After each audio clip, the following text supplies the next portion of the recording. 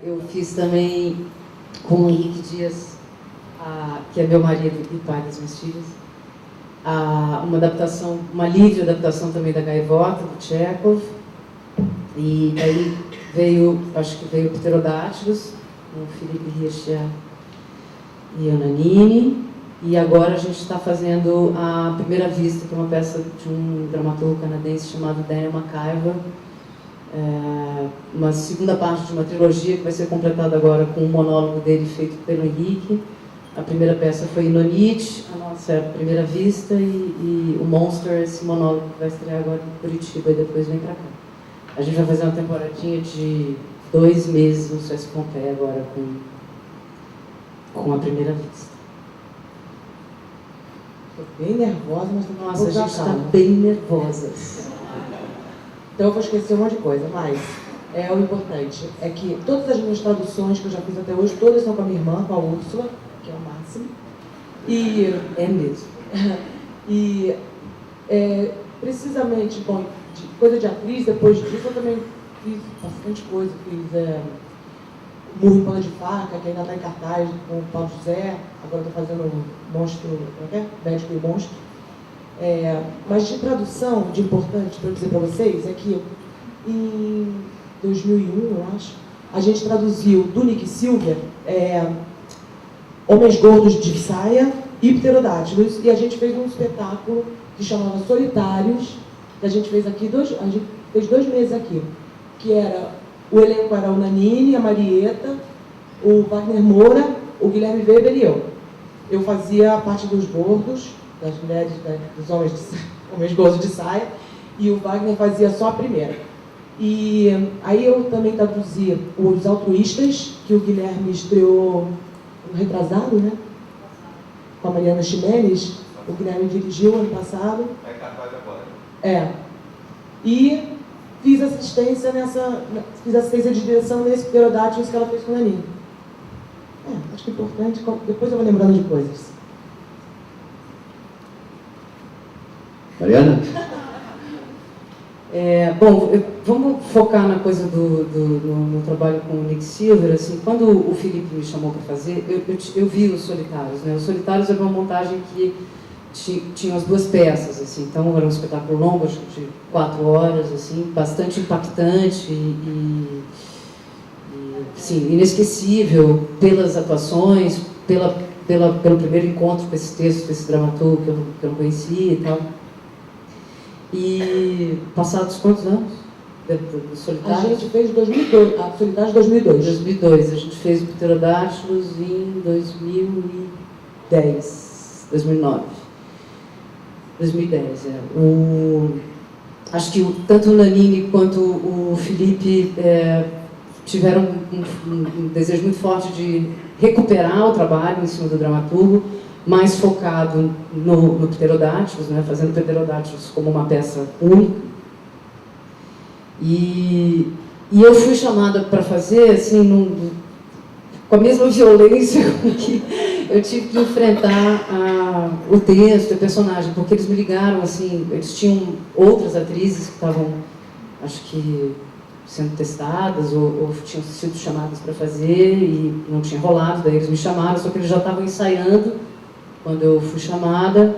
O Felipe achava que eu era nova para fazer a Grace, e realmente eu era, porque a Grace é uma mulher, talvez de 50 anos, mais velha que eu. E eles já estavam no texto, assim, o Nanini já conhecia o texto há muito tempo, já tinha feito, o Almo e o Felipe, que faz o irmão e a empregada, a namorada do irmão, também já estavam ali e tal. Então, eu fui muito bem recebida, assim, carinhosamente, principalmente pela Érica e pelo Felipe, que eram da Sutil, que estavam acostumados a trabalhar daquela maneira, assim, Ela arrasou no primeiro ensaio. Então, mas eu venho, assim, de uma experiência onde os ensaios são longos, exaustivos, assim, com Vertigem 1 ano de ensaio, 2 anos de ensaio, com o Kiki também 1 ano de ensaio e tal. E o Felipe tem uma maneira de trabalhar mais rápida, né? Acho que vocês estão acostumados a trabalhar com mais... 2 meses é o máximo. Né?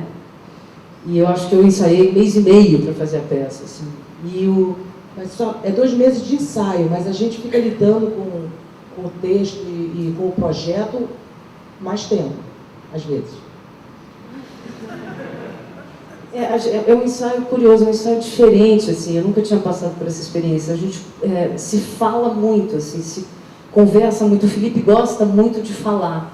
E aí o campo da peça fica muito maior, assim, e o primeiro approach, assim, é intelectual mesmo. Isso é um diferencial, assim, porque eu venho de um teatro mais onde a gente gasta, sei lá, 2 horas fazendo trabalhos de corpo e aquecendo e se aproximando do texto ou da desconstrução do texto através do corpo mais do que da cabeça, né? Assim, e o Felipe é um cara extremamente inteligente, então a gente se falou muito sobre o texto, sobre o autor, sobre as características desse autor, assim, que são muito específicas, assim, antes da gente entrar em cena. Quando a gente entrou em cena, eu saí correndo atrás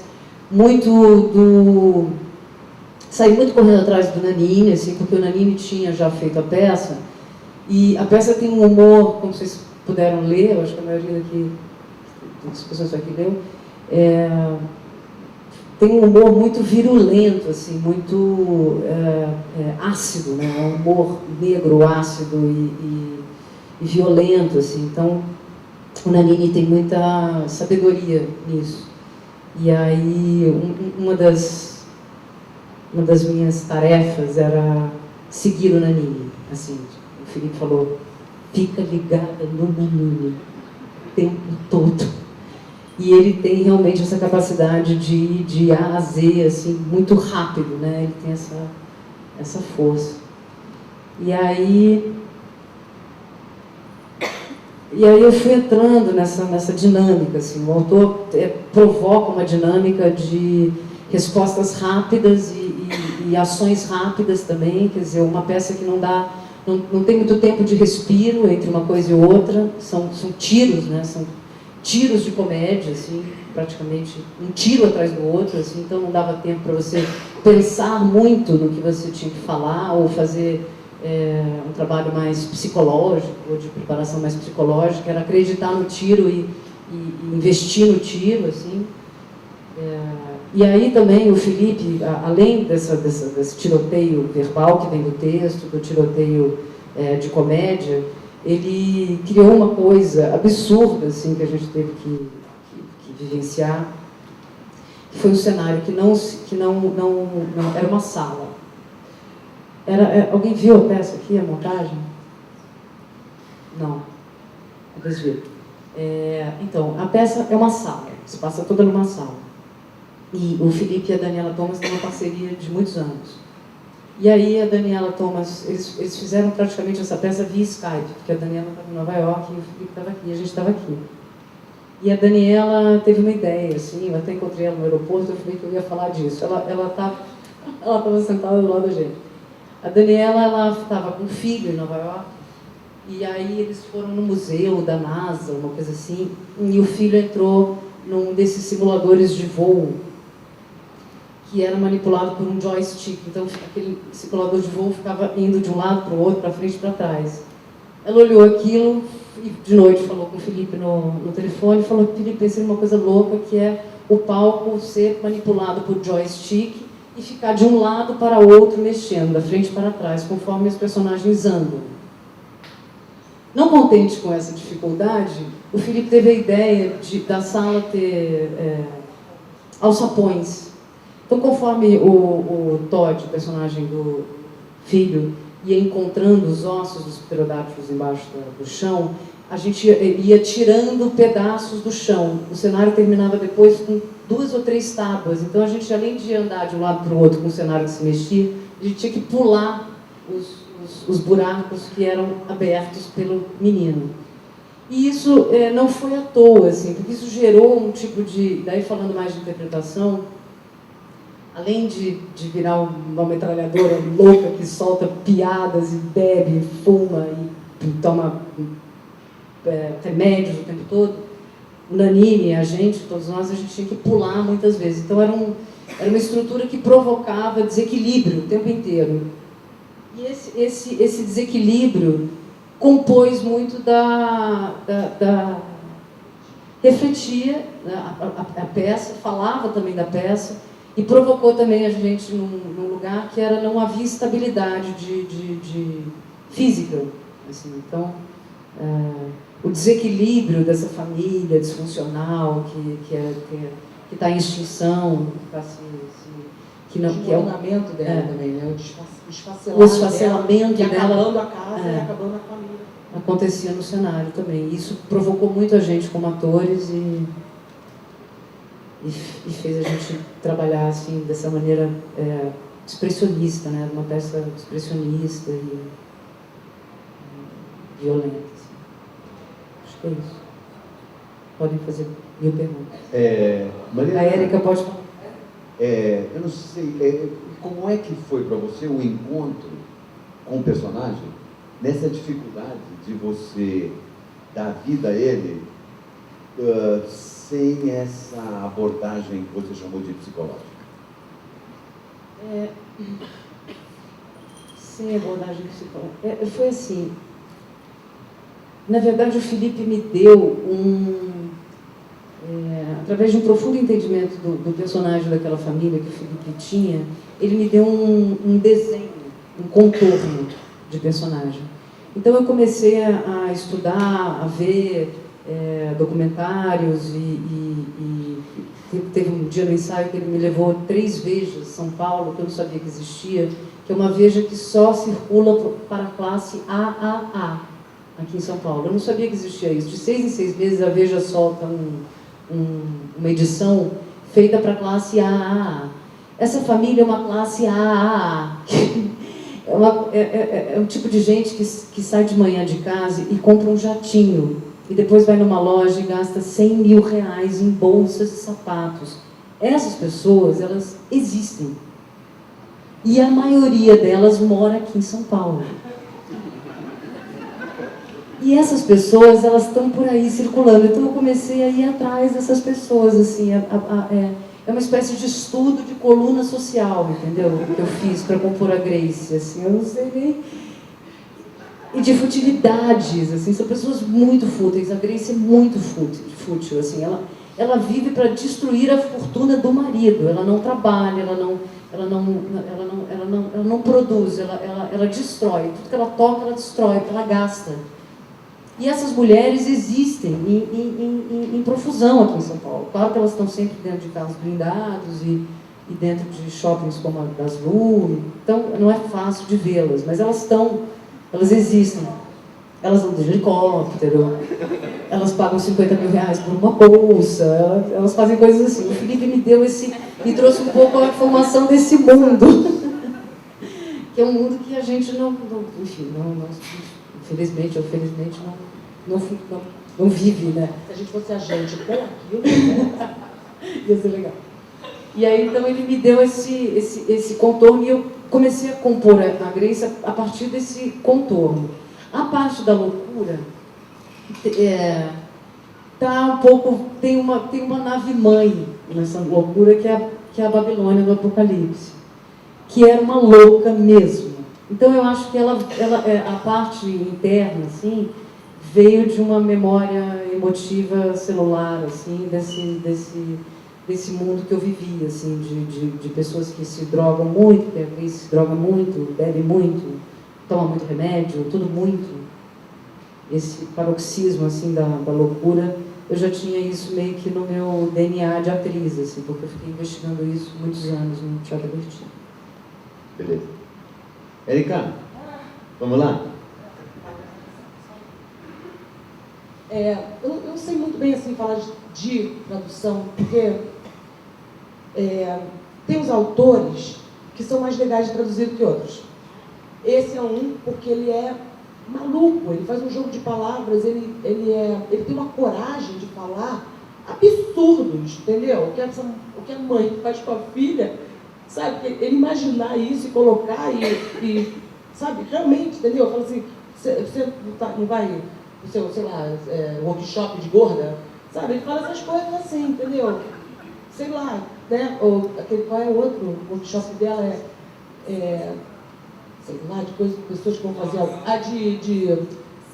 De abusos sexuais, de incesto, Aí ela vai, colônia mas ela nem de foi, incesto. ela nem foi abusada, entendeu? É porque ela vai lá, entendeu? Dá aí, sei lá o quê. Esse cara e o Will Wheaton, que eu mas eu traduzi essa peça em 2001 e Altruístas eu traduzi acho que há 4 anos.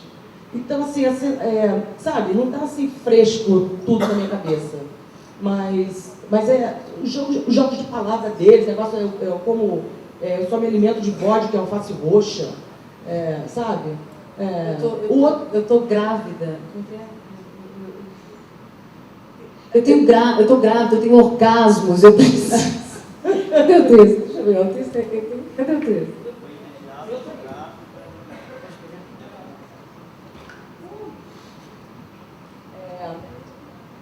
A outra lá, o garoto, o Homem Gordo de Saia, não sei se alguém conhece esse texto, ele é um pai, um filho e uma mãe que o avião que eles estavam cai numa praia deserta. E eles começam a comer as pessoas do avião.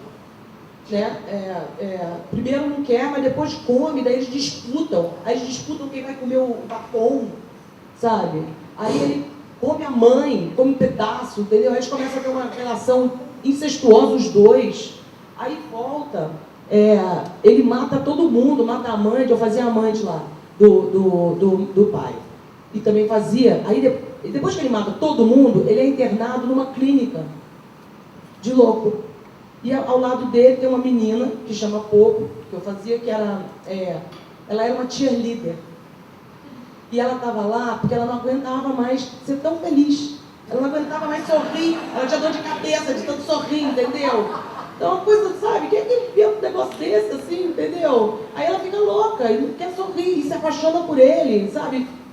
Coisa, sabe, essas coisas que ele pensa e que ele tem coragem de colocar e assumir, né?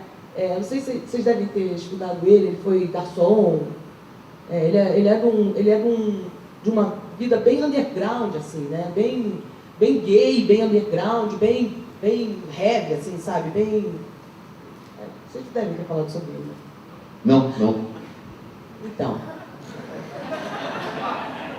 Novidade. Ele era... É engraçado, porque ele era garçom, gay, e desse universo que ele fala, né? Que toda a peça dele é gay, e tem uma mãe louca. E curiosamente, o Will Wheaton era pintor, ele pintava a parede, e também, só que não tem o menor, nosso universo tem nada a ver com isso, mas também de Nova York, esses dois caras que eu gosto de conhecer. Tem uma pergunta ali. Eu, dentro dessa questão da iluminação, da cenografia, desculpa, porque aqui a gente trabalha sempre com umas 8 áreas interagindo e interferindo na encenação. Então, eu queria saber, dentro da encenação que vocês estavam construindo, em que ponto essa questão da iluminação, dessa cenografia instável, se isso alterou um pouco algum caminho que vocês estavam tomando e, de repente, vocês descobriram mais alguma coisa, se levou para outro lugar, como isso interferiu na questão do ator, da direção? Na verdade, o cenário, quanto na fase de ensaio, né? Quer dizer, todo mundo mudou, mas assim, já desde o início já era para ser esse cenário, né?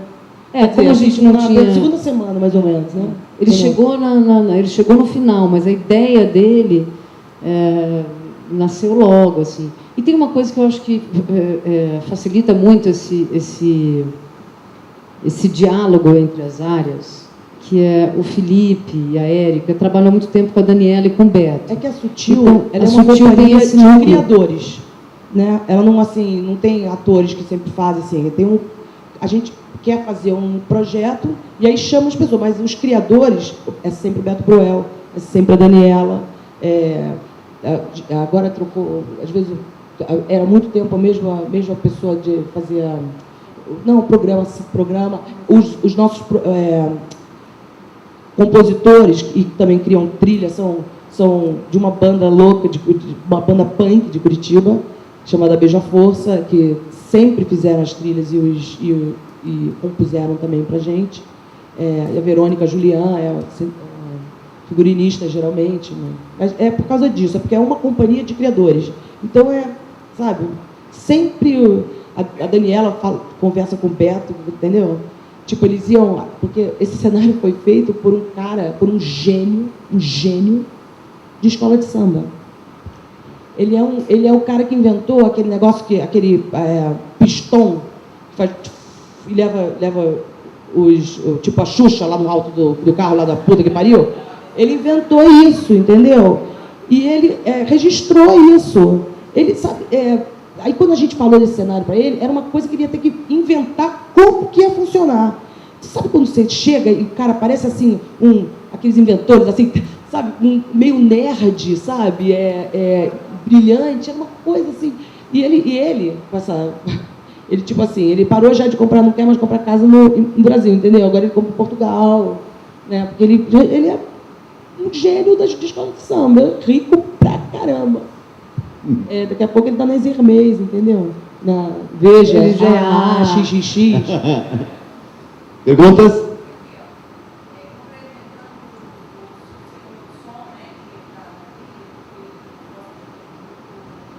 Beija-Força. Beija-Força é um instrumento de tortura da guerra.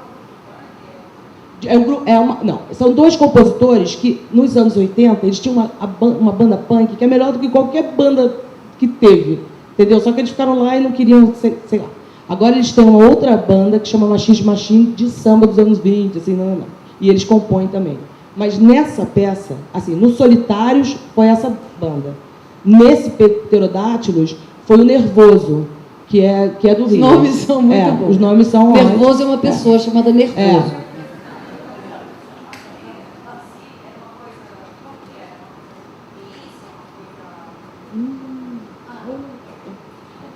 Como era a Não, trilha? é o Mahler. Na verdade, o Felipe chamou o Nervoso. Eles pegaram uma sinfonia do Mahler e descoisiaram ela. Decompuseram ela. Eles pegaram uma composição do Mahler e decompuseram ela completamente e inseriram. Então, é uma sinfônica, na verdade, mas é uma sinfonia torta, totalmente mutilada, na verdade. Eles mutilaram o Mahler. E aí ficou aquilo. Antes da peça começar, tem uma orquestra. Abria com uma música do... mas abria com Beija-Força. Com Beija-Força, com uma música do Beija-Força. Beleza? Perguntas? Eu queria saber, na encenação, né, a escolha, né, com o diretor, né, os atores, dessa questão da família, que é o que a gente está trabalhando agora nesse semestre, a questão da família disfuncional, como foi essa a abordagem disso, a escolha de abordagem disso, que hoje em dia se fala muito que a família hoje está mudando e tal, mas se o problema a disfuncionalidade é por conta da estrutura familiar ou se as pessoas são disfuncionais e não conseguem construir uma estrutura familiar.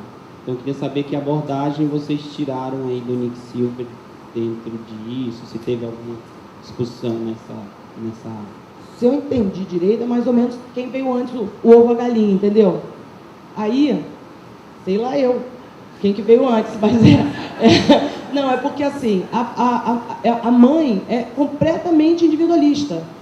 Teve um momento lá que ela amou aquele pai, né? Teve um momento, ela teve uma hora lá que ela lembra de um dia lá. Porque a peça não é naturalista, ela é pós-naturalista. Então, esses assuntos eles são abordados já no ápice deles, sabe? Então, você não tem você não vê essa família se formando, você não vê a mãe se apaixonando pelo filho, você não vê o pai perdendo dinheiro, você vê eles no topo do negócio, no topo da ruína financeira, no topo da paixão da mãe pelo filho, no topo da paixão da Emma pelo outro.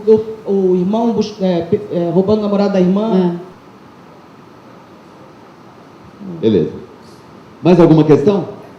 Aonde? Ali. Olá. Oi. Mais uma curiosidade. Quando eu li a peça, fiquei com uma impressão bastante forte, assim, são cenas muito curtas, assim, algumas curtíssimas, né? A gente tem aquela sequência lá da cena 11, que a gente tem a cena 11A, B, C, D, E, né? Que culmina ali quando Eles pegaram a Emma recebe o presente, o revólver de presente do Thor. Mas isso né? era também era uma coisa de ensaio, eu acho. Vocês pegaram uma cópia que estava com as nossas subdivisões. Enfim, mas, bom, como isso está no texto, enfim, isso sugere uma estrutura, né, no sentido dessas questões mais curtíssimas, e fica a impressão, assim, que esses personagens, eles, como são diálogos muito rápidos, de situações também muito curtas, se essa questão formal, de algum modo, né, suscitou, né, dentro do trabalho algo que vocês conseguiram colocar em prática, ou algo, essa relação formal dos diálogos rápidos e curtos, e parece que os personagens eles não pensam para falar, eles simplesmente falam, né? A gente não tem, por exemplo, o Sebastian, do Criados no Cativeiro, que ele reflete sobre a ação que ele vai fazer, né? Enfim, mais uma curiosidade para saber se essas questões da rapidez dos diálogos, ela ajudou ou contribuiu para algo no trabalho. Sim, bastante sim. E também é um corte. Não é exatamente assim a cena, é uma proposta dessa montagem. E tem uma coisa, como os personagens eles não refletem, eles falam as coisas sem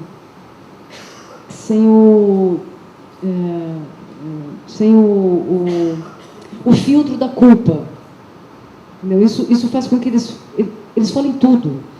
Aquela coisa do Nelson Rodrigues, né? Se não fosse a culpa, estaríamos todos uivando. Tem isso nas peças dele. Os personagens não têm culpa de nada, eles não sentem culpa. Então, eles falam o que lhes vem à cabeça, o tempo todo. Nesse sentido, por isso que o texto também ele é essa metralhadora, assim, Ele fala uma coisa, ela fala de outra. Né? Ninguém se escuta mesmo. Então, se é longo, se é curto, seria a mesma coisa. Né? Ela está falando do casamento, a outra está falando que não vai mais ter casamento, mas ela continua falando, não, é o Tom, né, que está falando que não vai ter casamento, e ela continua, vai ter casamento, vai não, e ele fala assim, não vai, eu não estou mais com a tua filha, eu não amo tua filha, e ela continua, tá falando uma coisa, eu estou falando a outra, opostas, né? Não sei se eu respondi isso aí. Ali.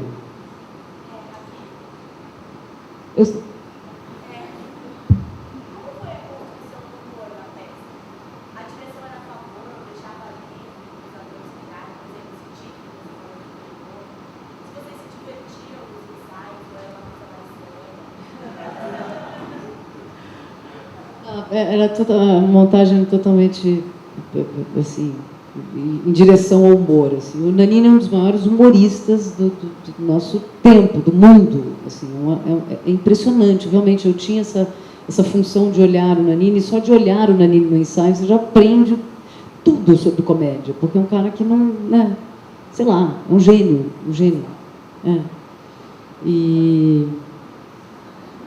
E a gente era muito engraçado, a gente ria muito, assim, o texto é muito engraçado, né? Então, era totalmente bem-humorado e não tem como ser contra o humor, né? Primeiro que as falas são engraçadas, o pimento de vodka, alface roxa, sabe? As coisas assim, bestas. Aqui tem uma que incrível, essa eu nem sei se eu era gorda, eu era enorme. Em Tóquio morariam 2 famílias dentro de mim.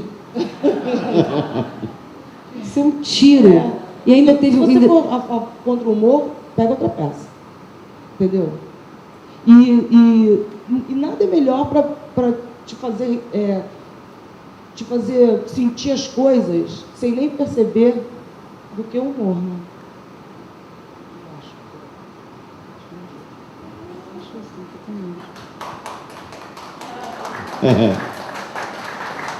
Mais alguma questão? Humor é tudo. Humor é tudo. Humoristas aqui, humoristas unidos. Pegando esse gancho do pega outra peça. você falou agora, se for contra o morro, pega outra peça. Queria saber mais ou menos como é que foi a escolha da Sutil, porque vocês podiam montar qualquer coisa, vamos dizer. Está no zero, vocês já tinham uma experiência com o autor, e por que escolher essa? O que é que vocês queriam manifestar montando esse espetáculo? O que as pessoas sentem quando veem um pouco, mas assim, essa peça, a gente lê um monte de texto, né? Tem a gaveta lá. O Nanini e a Marieta chamaram a gente, a primeira, né? Para fazer um trabalho com eles. Aí a gente pensou o que seria bom para essa...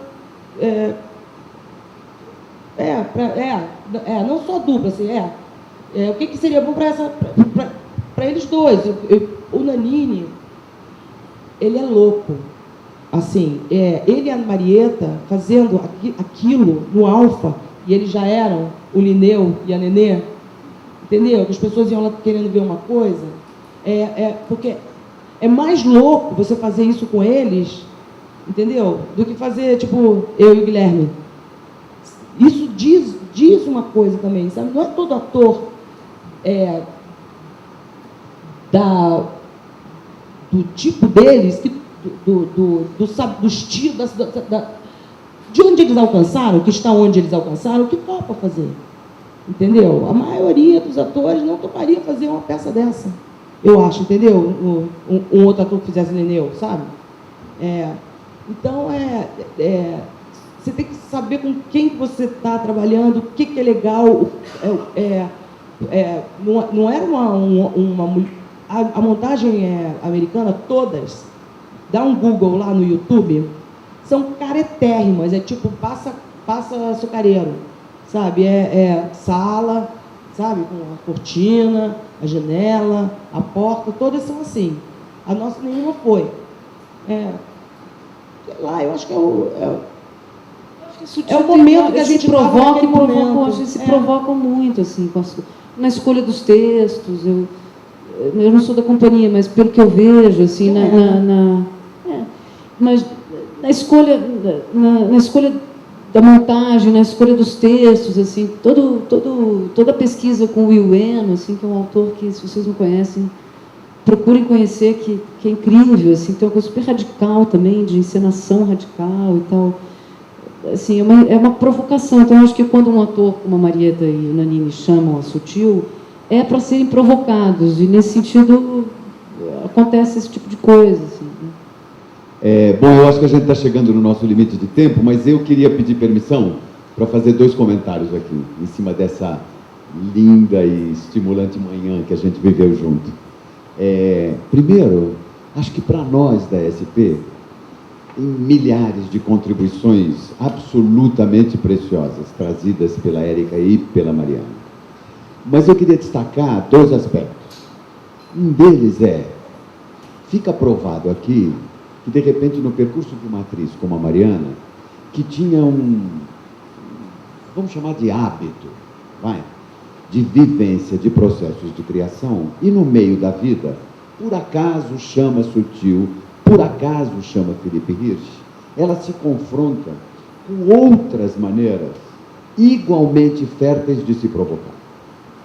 Seja de dentro para fora, seja de fora para dentro, se aquilo faz sentido para a sua vida, não importa você se preocupar se uma é mais contemporânea que outra, se uma é melhor do que outra.